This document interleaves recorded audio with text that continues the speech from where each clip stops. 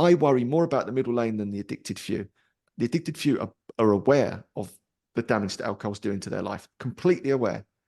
The middle lane are completely unaware on the whole. So they're grinding the gears. And you think about alcohol, we don't drink for 1 year, do we? Most people drink for decades. In fact, most people start in their teens and never, ever stop. Like, think about that. Like when you have to dissociate yourself. My friend Matt Pink talks about this. When you're inside the jar, you can't read the label. Mm.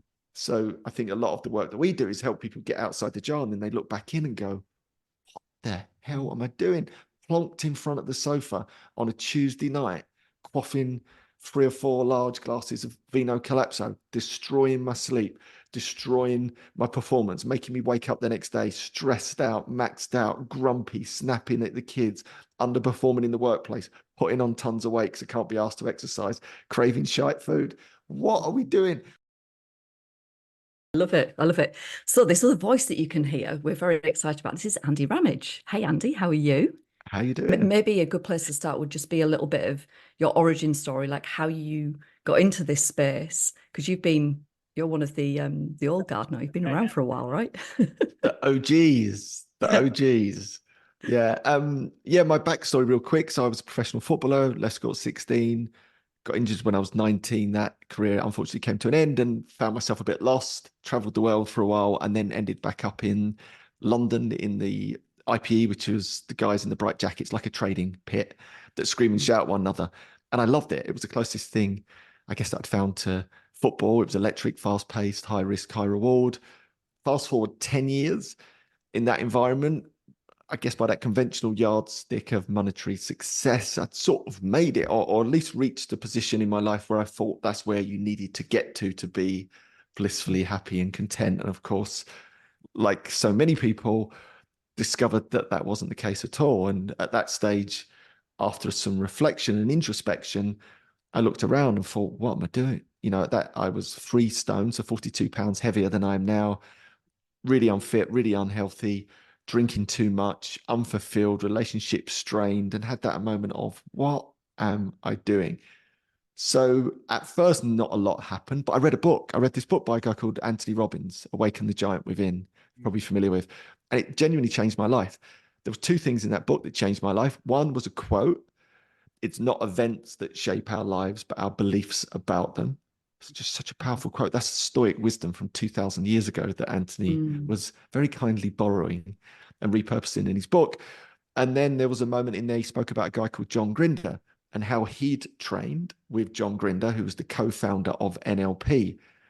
And I remember reading that thinking, oh, I wonder, could I train with this guy, John Grinder? Because I'm in this place of, I don't know where I am in my life right now. And then sure enough, I thought I'm going to have to fly to LA. It's going to cost me hundreds of thousands of pounds to even get in the room with the guy that taught Anthony Robbins. And bearing in mind, Anthony Robbins at this stage has got like $1 billion, dollar coaching empire. Googled it, Croydon. In Croydon. I'm like, what is he doing in Croydon? No, there's anything wrong with Croydon, but there's lots of other places that I'm sure he could have been. So I saw this course and thought, right, I'm going to go on it. And I had no intention of, I didn't even know what the course was. Genuinely, I didn't know. I just knew he was running it. If I can learn from the guy that taught Anthony Robbins, maybe that can help me. When I turned up, it was an executive coach training course. And again, I had no intention of becoming an executive coach. I'd really well paid and a great career as a broker, but it blew my mind. The learning I got within that course blew my mind. Understanding about values and beliefs and how our brains work was just so incredible. That was 12 years ago. Fast forward a couple of years, I've become my own best coach, my own best client in many ways, really starting to take that learning, the introspection, the reflection that I got from that to look at all areas of my life. And classically, like I think most people, I tried everything at that stage. I tried nutrition, tried movement, tried meditation. Nothing would stick. The last thing I ever considered to look at was alcohol. And I think that's the case for so many people. It was so ingrained in like my persona, my life. It's how I celebrated, commiserated, how I did business, how I met my wife, my mates. It just wasn't on the table for discussion. I was willing to try everything else, but that just wasn't, I had such a blind spot to it. I was completely unaware of it. It was just almost part of my identity, which is so ridiculous when you think about it. But again, I kept that reflection and introspection, and then one day started to challenge the notion that maybe if I remove alcohol? I wonder, would that actually lead to some of these benefits that I've been seeking? And obviously my coaching training was starting to blossom. I ended up going back to do a degree. I left school at 16 to play football, did a master's degree in coaching psychology and positive psychology. My books were all around this subject, started to really understand behavioral change. And eventually I took a 28-day break. It was only ever meant to be a 28-day break. And by the way, it'd taken me 2 years of mucking about and failed attempts at that point. So it wasn't this beautiful moment of, I know exactly what I'm going to do. Da-da. It was far from that. It was messy. Like change is messy for everyone. But I finally arrived at the end of that 28 days. And for me, it was revelatory. It was like, wow. You know, as a middle lane drinker, and I just want to define what that is, a middle lane drinker. A middle lane drinker is an average drinker. So I define it like this. On one point of the scale, you've got those that are physically dependent, alcohol use disorder, severe, addicted, alcoholic, whatever way you want to describe it. Then on the very other end of the scale, you've got those that are completely abstinent. Everyone in between is in the middle lane. They're all on that slope to some degree, whether they drink once a blue moon, or they're a binge drinker, or the average drinker drinks a couple of times in the week, a couple more times at the weekend. That was sort of where I was. Was I on the upper end of that scale? Probably, but I was definitely in the middle. So in removing it for me, 28 days later, it was transformative. I woke up, I hadn't slept like that in years, like genuinely hadn't slept like that in years. My eyes were bright again. I was excited about waking up instead of that drudgery and lethargy and tiredness. I was up and out. I felt energized. I was present with my lovely kids, my wife. You know, that sparkle had come back. I just thought, wow, I want more of this. So I just kept going. Even though I was getting massive social pressure in my career, people were telling me, you can't be a broker and not drink. That's impossible. Who's going to want to do business with someone that doesn't drink? You know, my mates were a bit unsure about where it was going, but I thought I'm just going to stay with this. 28 became 90 days.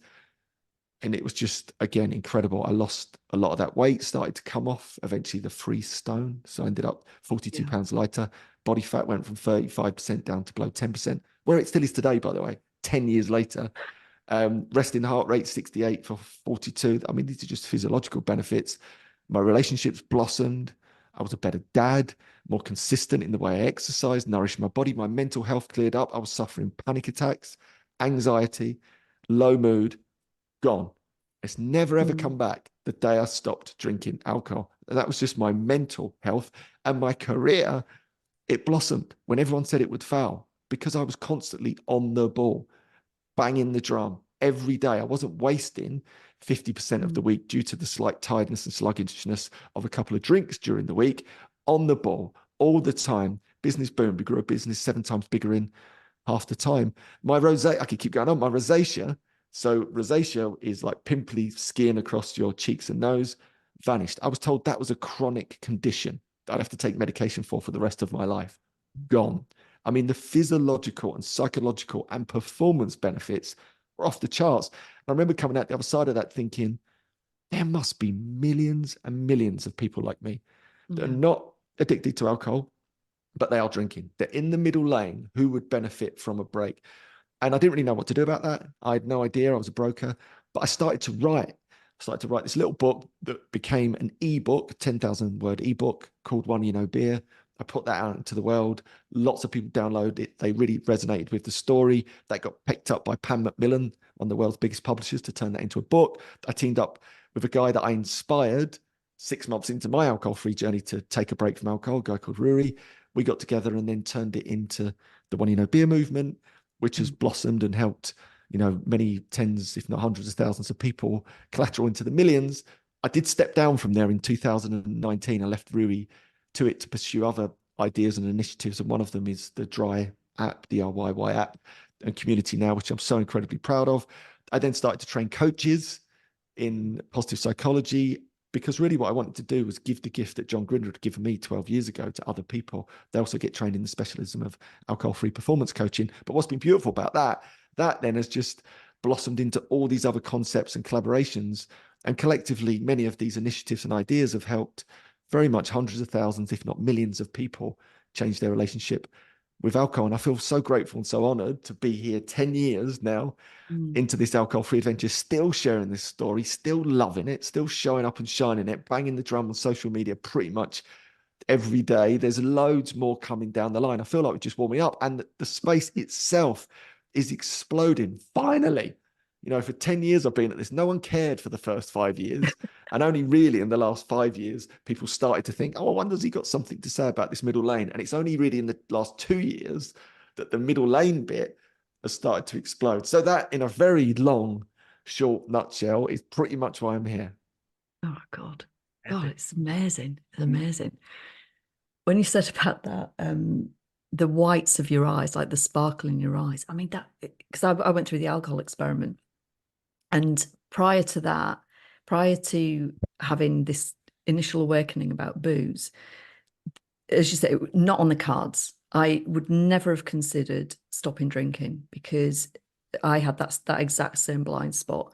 It was just alien to me, the idea of not drinking.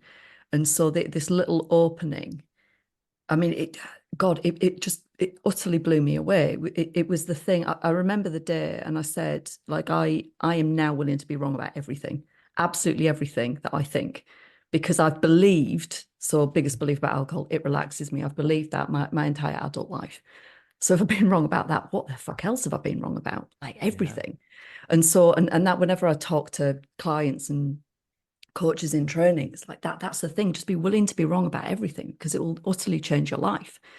And that same, like the early days of taking a break, I remember thinking I'll do dry January and I'm going to kind of suffer through it, but I can do it because I can kind of prove to myself that I can take that time off. And it was not like that at all. It was just this revelatory awakening with one benefit stacked after another. And that in the alcohol experiment, we encourage people to take a picture at the beginning and at the end.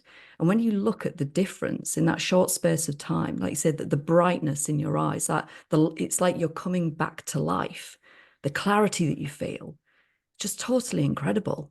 And so I love the whole whistle stop tour there. It's amazing. And like, just it was really moving actually. And I'm so thankful to you and to all the folks that were there in the early days of this, where, as you said, no fucker wants to listen because, like, who wants to stop drinking? Nobody.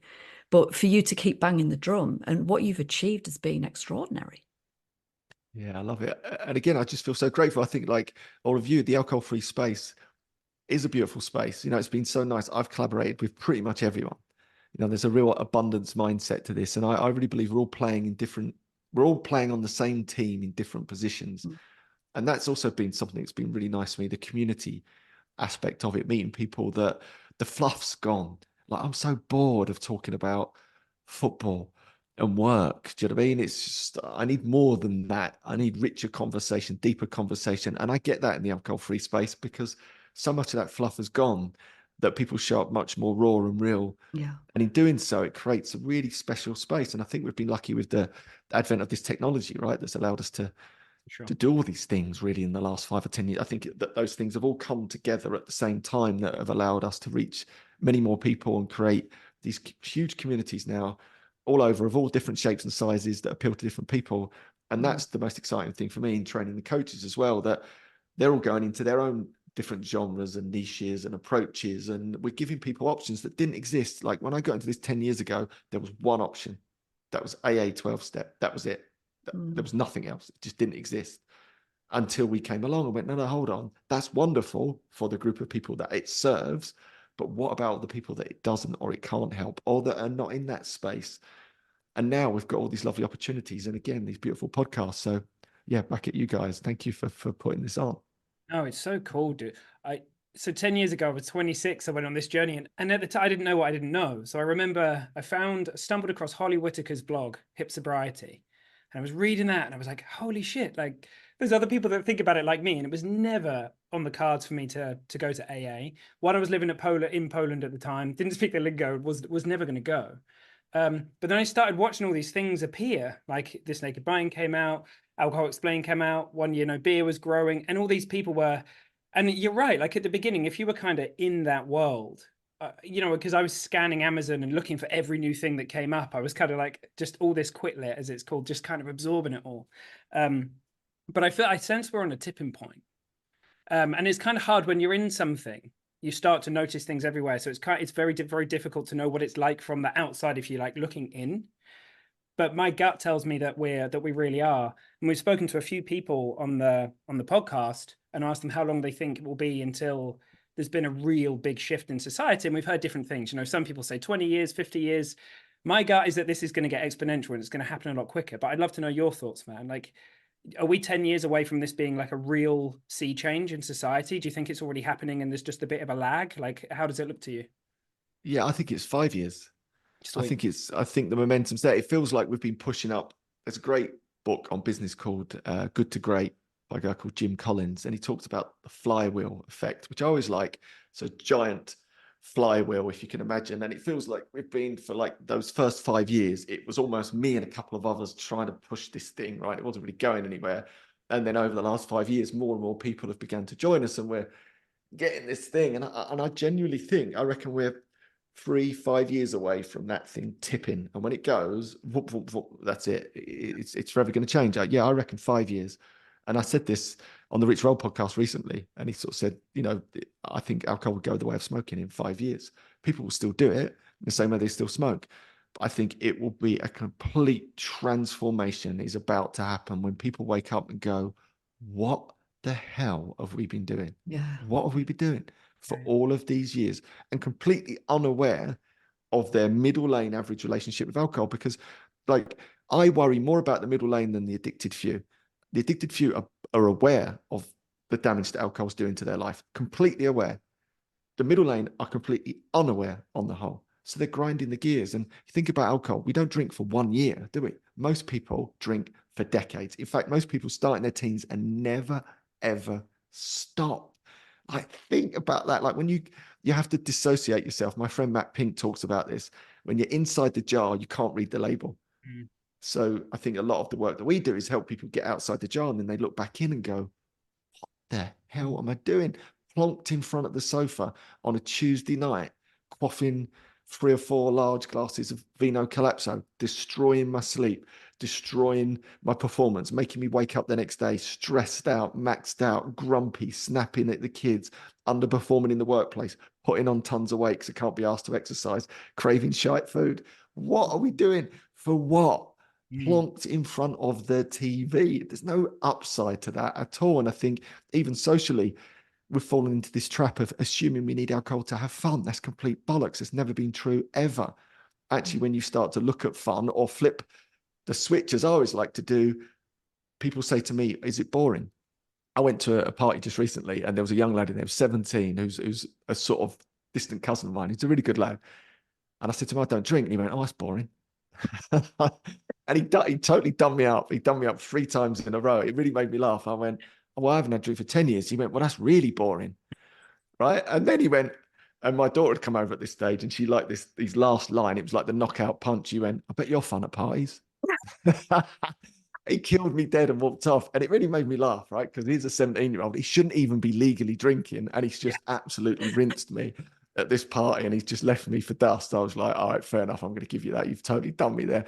But the truth is this, when we get some distance from it, Carl Jung talks about this, the great Swiss psychiatrist. What was once true for us in the morning of our life, by the afternoon would have become a lie. And I think that's what happens for so many people. We start drinking in our teens, our 20s, and we think, yeah, this is sort of all right. And then we get into our, mid-20s, 30s, 40s, 50s and beyond. And actually, it's not the same thing for us anymore. And let's do the not, is it boring thing? So I just make a list. I'm like, make a list of what's boring and what's not boring. So on my boring list will be repeating yourself, for me, talking nonsense, doing things that maybe I'll later regret, or that I feel ashamed for, waking up the next day without the energy to do the things that really spark joy, not being the parent that I want to be, not having the time to create all the entrepreneurial businesses that I'm involved in, not being able to connect with people on a different level, not being overweight, being unfit, like all of those things are on my boring list. And every single thing on my boring list, this is my boring list, are fueled by alcohol.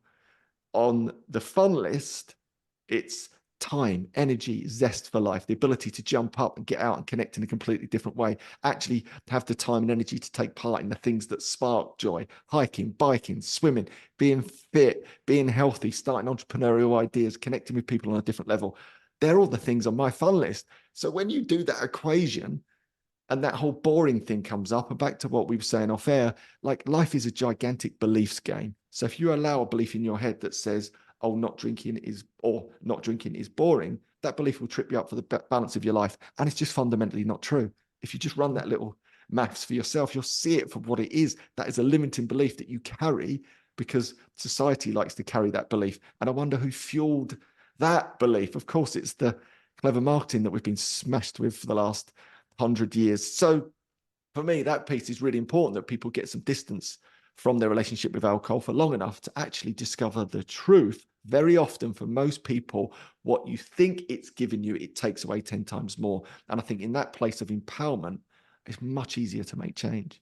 Yeah, it's so, it's why things like the alcohol experiment 1 year no beer are just so incredible, because it just gives you, it's such a gentle opening into a whole world of new discovery. Before we move forward, can I just go back to that point you mentioned about before you had your 28-day break from booze, and you said that you were kind of bumping around a little bit, which is, as we know, really, really common. There'll be a lot of people listening to this that they'll have some moments of inspiration around taking a break, but then they'll find themselves back in a cycle again. Can you just talk a little bit about what that was like and what was going on for you, what it felt like, and what kept you going during that time and got you to the 28-day break? Yeah, and I'll sort of get into that. Before I do, another important concept I think to get across is Prochaska's stages of change model, which I think is the greatest theory of change. And we go through different stages of change. And the reason I just highlight that quickly, because around that, getting it wrong and slipping up and falling off the wagon, what the research shows really clearly, for those that are looking to make behavioral change, it's not perfect. Change is messy. I didn't know this at the time. I know it now. So I'm just sort of, prefixing what I'm about to say. But change is messy. And that makes sense to me. Like, we don't get it right from the outset. Even those that I think are spontaneously sober, very often the truth is there's been a litany of failed attempts before that, or reflections before that.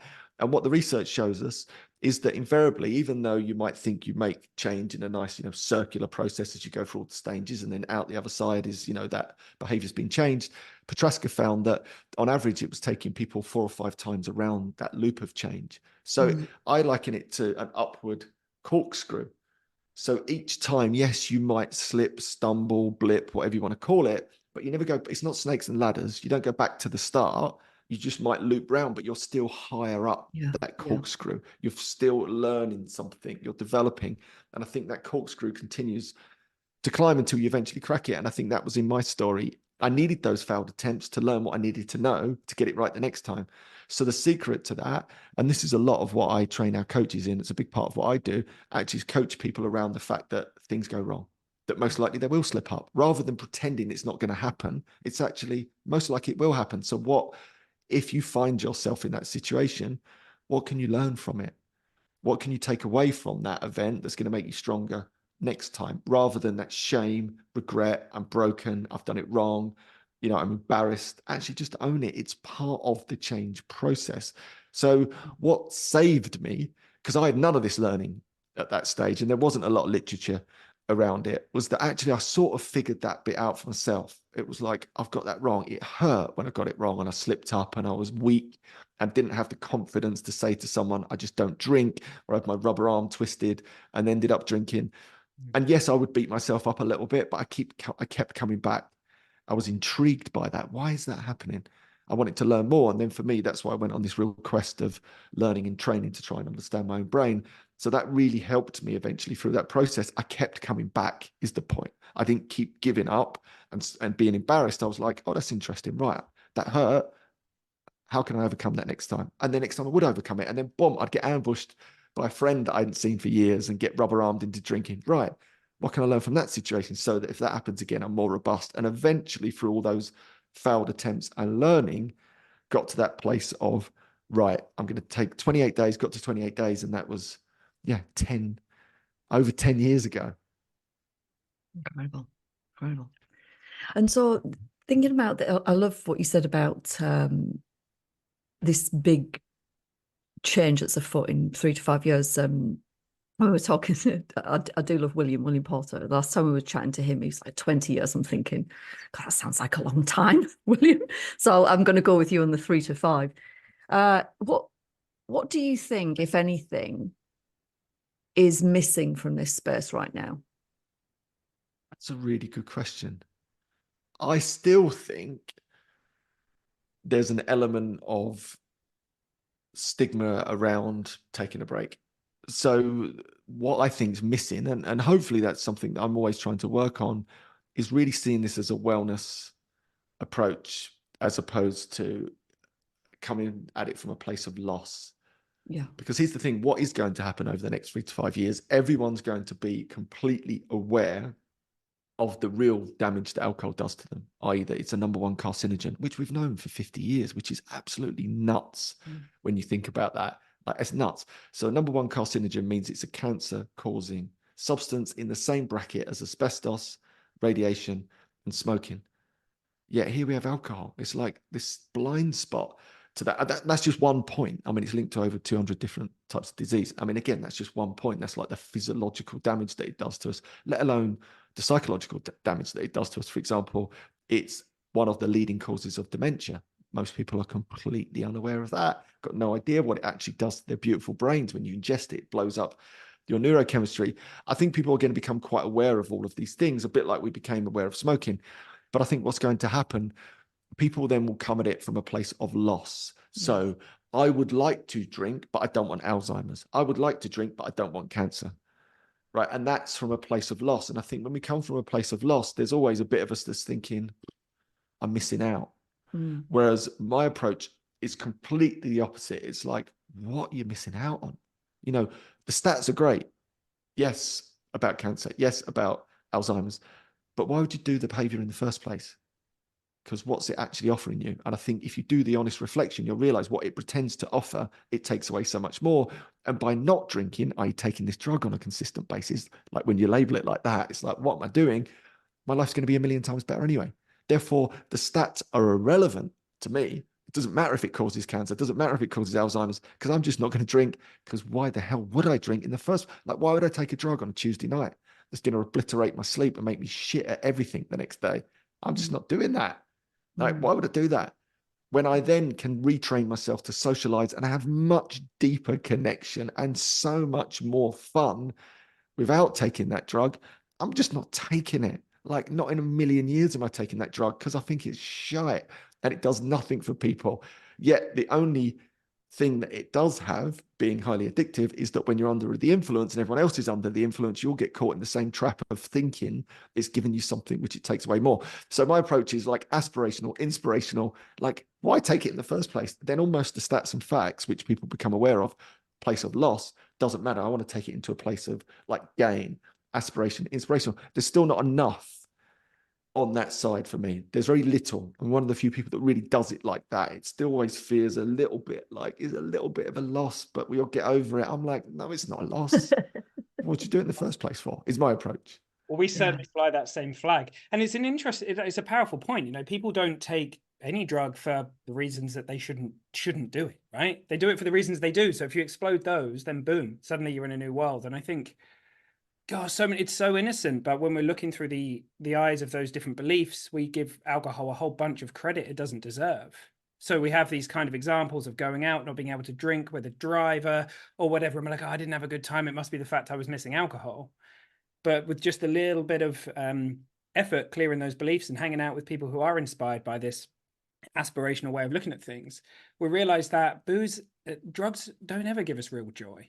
Right? They might have a physiological effect or whatever, but they're never going to give us the thing that we're all after, which is that real sense of happiness and joy that is, you know, it's right in here. It doesn't ever come from a substance. It's you can't find something where it isn't. So the moment you realize that, all of those reasons which you didn't want to look at suddenly swing over to this, like, it's kind of like another confirmation factor on the decision that you've made. You're like, well, yeah, holy shit, like now I can actually see that list rather than turn my face away from it and kind of ignore it, which I think is what a lot of people innocently do. So yeah, we're 100% on the same page, man. I think it's what we gain. It's what we gain that's the most powerful thing, right? Yeah, and sort of to expand that point even further still, is that when you see it for what it is, and it's really hard to see it for what it is, and bear in mind, I was totally caught up in the trap of it all, inside the jar, I couldn't read the label. It's not until you get outside. So it's easy for me, and it's easy for us, all of us, right, on the call, because we get it, we see it. It's hard for someone that's inside the jar, but when you start to see it for what it is a drug at the end of the day. It's a highly addictive drug. In fact, we could make a really strong argument that of all the drugs, legal and illegal, it's the most dangerous to the individual and society. Professor David Nutt did a lot of research around this. And we forget that. We're so disassociated from what it actually is. That's why it's now showing up at every kid's birthday, every day that ends in Y, every stressful day. Like on a Tuesday and a Monday, plonked in front of the sofa. Like I said, every social occasion, people go out on dates. They couldn't imagine going out on a date and not drinking. Like, how have we got to a stage where we have to feel like we continually need to take a drug to be someone that we're not? And you were talking to this, and I think this is ultimately what it's about. If we look at our population at the moment, so many people are unhappy and unfulfilled. And if we also contrast our population, most people drink alcohol. I think it's the thing that's killing the joy in our life, that it's not allowing us to collide with life, with our authentic self, and figure these things out and have the time and the energy to really fill our inner self up with our authentic self and thrive through adversity, because life is tough. It always is, without reverting to this drug, which is actually making everything feel 1,000 times worse. So I think it's much bigger even than just removing this drug that is like ubiquitous in our life. It's like, right, let's remove that. And now let's go on an adventure and find ourselves, find out what's meaningful to us, what's purposeful to us. Let's get optimal in the way we move our body, we nourish our body. Let's set big goals and big dreams, get our ambition back. That's how you live a life well lived. And there's something really powerful about it. I don't know if you've experienced it. There's something powerful about connecting with someone that can stand there in their authentic shoes. Not many people can do it, because most people are hiding behind alcohol, hiding behind personas.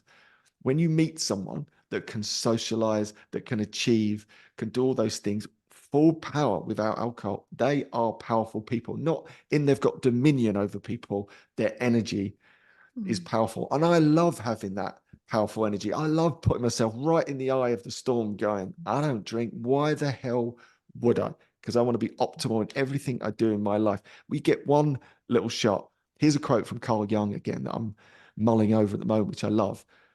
Life is a luminous pause between two great mysteries. I think about that. How many people, that little luminous pause that we get one shot, is being wasted, almost 100% of it for a long period of time, to underperformance in every domain of your life, because you're taking a drug on a Tuesday night plunked in front of Netflix. Yeah. What are we doing? It is nuts when you see it for what it is. Boom. God. I read that quote really recently, and it's one of those where, God, contemplate it for a bloody long time, but the impact is quite something in the moment. And we were just talking about being away in Tampa last week, and it's, gosh, what a time to be with a bunch of other beings that are committed to not just this work in the sobriety space, but being willing to turn inward and to go into I can't remember the term that Annie Grace used around, what did she call it, where you go into the cave? You go into the cave. Spelunking, is it, or something? Spelunking or something. I've never heard of that before. But she was talking about, going to those depths, being willing to turn inward and look at the stuff that you've been either running away from your whole life or trying to suppress and escape from. And, it requires commitment, and it requires courage, but God, it's not only life-giving, but your life just expands beyond anything that you thought possible, and then some more. And for the longest time, I had a real funky relationship with stress and adversity. And when I look back, all of those years, sort of like mid to late 20s and early 30s, all of those years of drinking, it was taking away so much from me, and getting me to the point where I just thought I couldn't cope with things. And so you then do less, you then feel less capable. And so you're talking about that corkscrew spiral up. There I was spiraling down. and all the while feeling really, well, feeling like I was stagnating, like I was erasing myself, like, you know, what's the point? But there was, all the while, there was this spark in me, that this little voice, however quiet, like, there has to be more to life than this. There has to be. This can't be it, because this is shit. And so the people that we meet in the different communities where, you know, we play, so often people are so disconnected from themselves and have such a difficult relationship with themselves that they'll say things like, you know, they can't possibly care for themselves, let alone love themselves.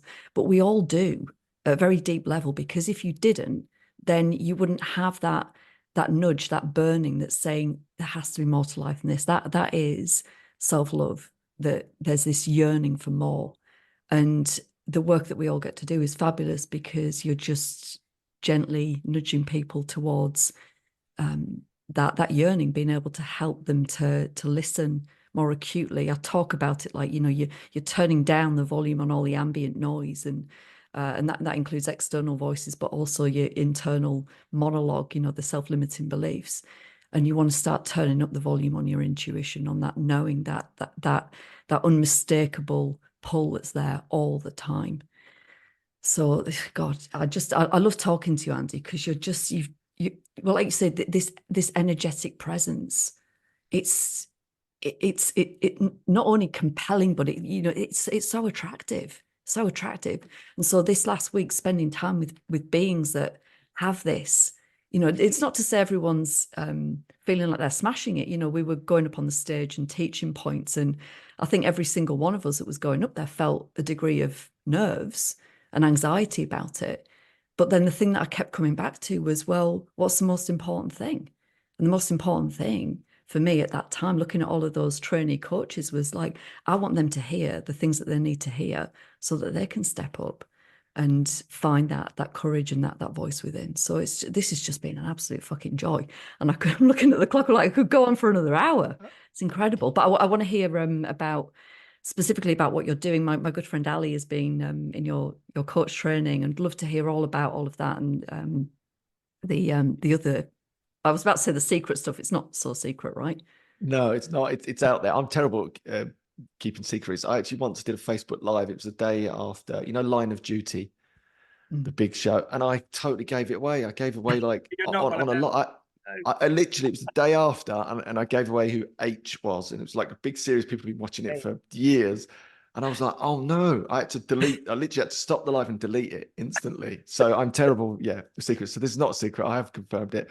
But coming back to the coaching, yeah, for me, I think there's almost like this alcohol-free trilogy I always talk about, that I think people go on, they come to this space through that sense of pain, whatever that looks like for them, to take a break or change their relationship with alcohol. And I think what happens next is personal development. I've always been really strong on personal development, in the sense that that place of loss that people often come from, I want to turn that into a place of gain. Actually, I've removed alcohol. Now, what can I do with my life? What goals can I set? Can I get fit? Can I get healthy? How can I use that as the foundation of a life well lived? And I think not for everyone, but lots of people get somewhat on that adventure and then really have a yearning sense to give back, to contribute. That's exactly what I'm just mapping out my own life and then trying to, you know, give people some of the training and learnings around that, because that's what happened to me. I got about 6 months in and went, well, actually, this is amazing. I need to share this. I don't know what, you know, how I'm going to do it. I need to share it.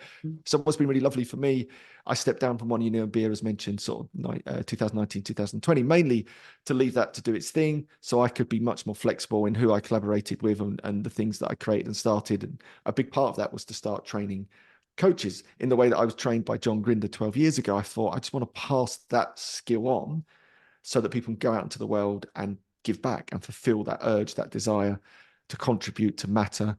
And that's been one of the greatest gifts of my life. Again, there was no big plan. It just sort of thought, oh, I wonder, would people be interested in that? And now that's blossomed into a big organization. We've trained hundreds and hundreds of coaches at this stage, and I'm fully immersed in it. That's really important to me. So I do the training effectively. Like, it's me who's in there. You train with me, someone that's been on this journey and has had, you know, relative success in all these different genres, because I think that's really important as well. Like, my frustration when I began training outside of John Grinder was that often you didn't quite get the person you wanted to train with. So I wanted to make sure that I do a lot of that delivery, and it's been a joy. like you described, you get people in the room. And again, it's not just for alcohol-free people, because it's my coach training is in positive psychology, but I train everyone in the specialism of alcohol-free performance coaching, because I think that's really important to have. But equally, you just get this beautiful group of people come together on this learning adventure. And ultimately, what is it? It's a self-development course. I mean, I'm sure you probably find the same. And I think that's what you were describing there a minute ago. It's a glorified self-development course for you, the individual, that you end up with this lovely skill at the end of it that you could potentially use to contribute in loads of different ways. And I think that's another misconception maybe about coaching, that you're going to be doing one-to-one coaching. I do loads of different types of coaching. I run corporate programs, graduate programs. I've got nothing to do with alcohol. I'm a lecturer in 2 business schools at the Professional Footballers Association's business school. So I train loads of athletes, been training athletes for years in transitioning their careers, also entrepreneurs, business professionals, apps I've started, podcasts I've started. I one-to-one coach at all the highest levels. And the reason I just described that quickly is because when you learn the skills, and this is what you've both discovered, to help someone coach around a behavioral change, it's the same skills, tools, and techniques that you need to transform your career, to transform your relationships, to transform your mind, transform your body. It's the same set of core skills. So what alcohol-free has actually done for me, it's opened the door into elite performance in many ways, elite coaching, elite training, whether it be Premiership footballers or CEOs, which I feel so grateful for. So that whole part of what I do now, I do it 3 times a year. I've got another cohort running in May, if anyone listening might be interested in that. It's the joyful thing that I do. And lots of collaborations have come out of that. And to give you a couple, the Dry app, and maybe we can talk about that as well, that came out of that training. I trained Matt Pink, and he presented me with the idea of Dry app, and I got involved with that. One of the ladies I trained, Joe Hall, went back into the NHS. We created a program together that went out to 50,000 NHS staff and frontline workers, which was unbelievably cool. Podcasts have come out of that, groups. One of the guys that trained with me, Jason, who's a lovely guy, is a plasterer by trade. I was like, I'm not going to be smart enough. I left school at 16. So did I. So I made sure I held his hand. We've got great support for that. He's now got a group on Facebook of plasterers and plumbers and brickies. Tens of thousands he's got in that group right now, inspiring them to transform their relationship with alcohol. So I feel so grateful, so lucky. I don't know where all this heads and where it's going right now. That's a big part of what I do. I love being a part of it. I think it's a beautiful skill for everyone to have. You both have that skill. I think it's the ultimate self-development tool, and also crowns that trilogy I think that we're going on to. We're moving towards something bigger in one's life. And I think a fast pass to meaning and purpose is coaching. And that's why I absolutely love it. Gosh. Yeah. So tell us a bit more about, so the Dry app, do you say that was Matt Pink? Matt Pink, yep. Who is also known as Better Life Guy on Instagram. He trained with me as a coach, but he did the classic thing. And you've probably seen a lot of this. It was like, right, I love this space. I want to quit my job and, follow my purpose. And I was like, well, that's terrible advice. I'm not going to give you that advice, because I didn't, I kept my broken job for 8 years after I decided I didn't want to do it. And I found coaching and I found the alcohol-free space, because what that allowed me to do was be economically much more secure whilst I learned all the skills that I needed to learn. So Matt went on that journey, and he kept coming back. And then eventually he came up with the Dry app idea. So the Dry app is an online alcohol-free community lifestyle brand. It has live content in there every day. So I'm live in there every Tuesday morning at 7:30 a.m. Someone is live in there every day. It is free. There's no barrier to entry. What we have done to create it skillfully, I think, is that if people want more, they can invest in courses that live inside the group. They're all live. Get Dry to go alcohol-free. Next step, self-development. And then lots of people will eventually come with me on that coaching journey. And then that helps fund the economics of something that ultimately is free. So there's no barrier to entry. And I think, I've been doing a lot of that, working with coaches and entrepreneurs, trying to skillfully help them create businesses in the giving space, or businesses that do good, that still generate economics, but equally are optimal in reaching the maximum amount of people. So I'm really proud of that. It's a beautiful space. We've literally got people in there from 20 to 76. One of our top members, Eamon, is 76. He joined us when he was 75. He's rocking it over in Ireland right now. I mean, it's just a joyous space. So I feel very honored, Yeah, honored to be a part of Dry It Again. I'm a part of it, and that's what I've been doing. I've been collaborating with lots of people to be part of their, in a mentoring role, in a coaching role, and then I help be part of and make these things more efficient for them, which is, I love it. Who would have thought, from a break from the booze 10 years ago, I'd be doing all these incredible things. I feel very lucky. Absolutely. And then the big thing that is secret, not so secret, is... Oh, yes. We haven't even gone to that documentary. Yeah, so the documentary is full power rolling as we speak. We filmed over the summer some incredible experts in the area of alcohol free. We've just come back from filming in LA. How cool is that? Spent a whole week in LA. I did the Rich Roll podcast. If you're familiar with Rich Roll's podcast, I was very fortunate to go back on there again for a second time. Rich is in the documentary. I then did Rangan Chatterjee's podcast, which is another brilliant podcast. Again, for the second time, I was very honored for that.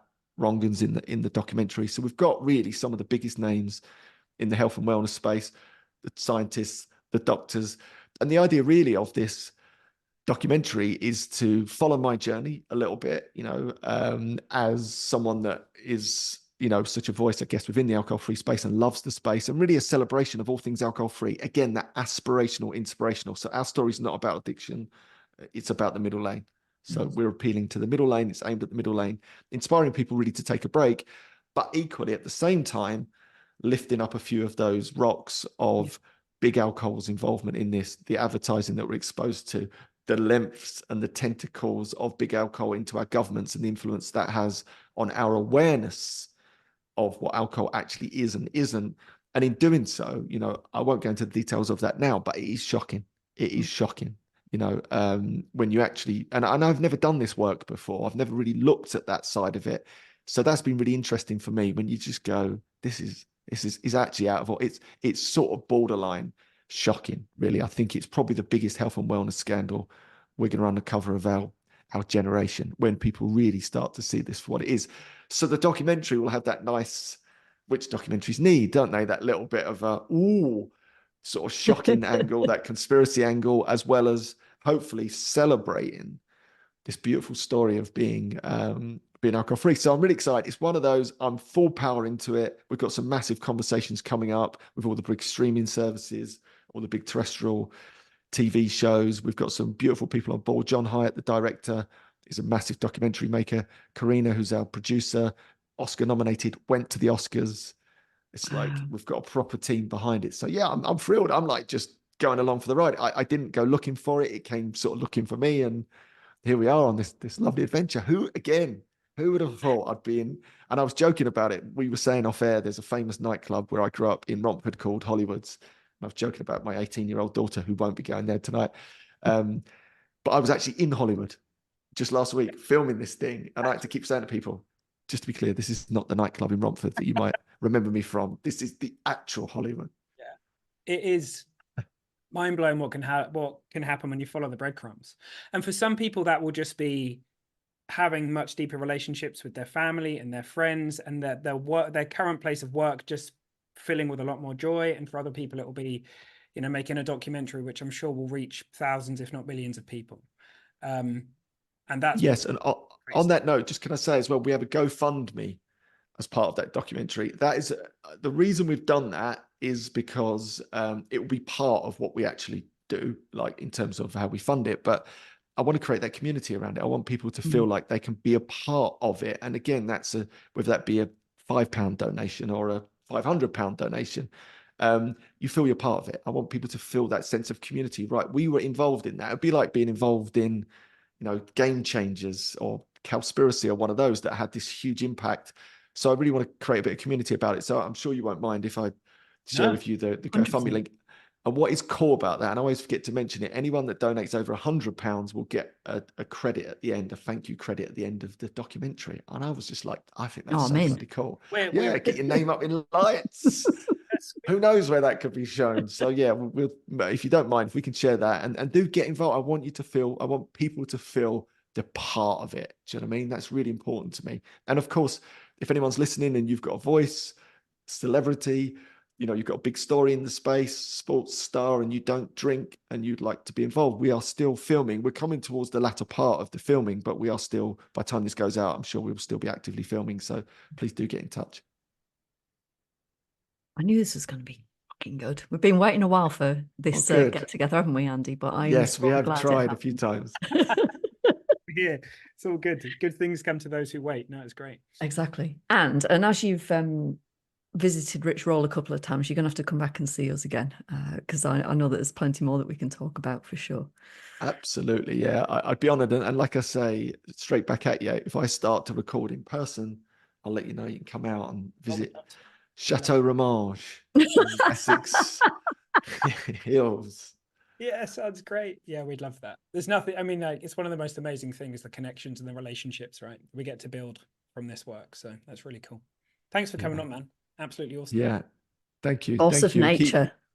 Keep showing up and shining your light. It's really important.